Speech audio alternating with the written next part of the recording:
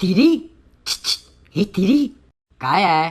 अरे कॉम्प्युटरला काहीतरी झालंय वाटतं. नेहमीसारखा तो सुरू दिसत नाहीये. मला असं वाटतंय की आपण त्याचा कॉम्प्युटर वापरतो हे सीडला समजलंय आणि म्हणूनच त्यानं तो लॉक केला असेल. मेरी कम्प्युटरला बूट कर ना.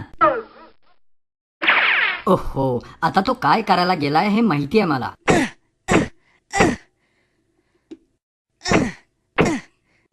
मला वाटलेलंच तू काहीतरी वेडेपणाच करणार, अगदी असाच.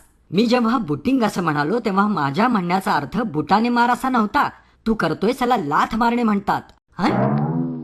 हे बघ मेरी, कम्प्युटर स्टार्ट किंवा रिस्टार्ट करणं यालाच बूटिंग म्हणतात. बूटिंगचे 2 प्रकार आहेत, कोल्ड बूट आणि वॉर्म बूट. बंद केलेला कॉम्प्युटर सुरू करण्याला कोल्ड बूट म्हणतात. आता पहिल्यांदा आपण कोल्ड बूट कसं करायचं ते पाहूया.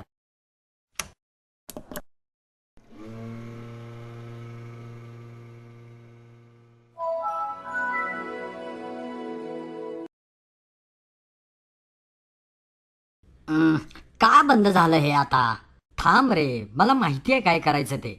विंडोज लोड व्हायच्या क्रियेमध्ये काही अडथळा आल्यास आपल्याला सीपीयू वरचं पॉवर बटन दाबलं पाहिजे आणि यालाच वॉर्म बूट असं म्हणतात. आता आपण वॉर्म बूट कसं करायचं ते पाहूया.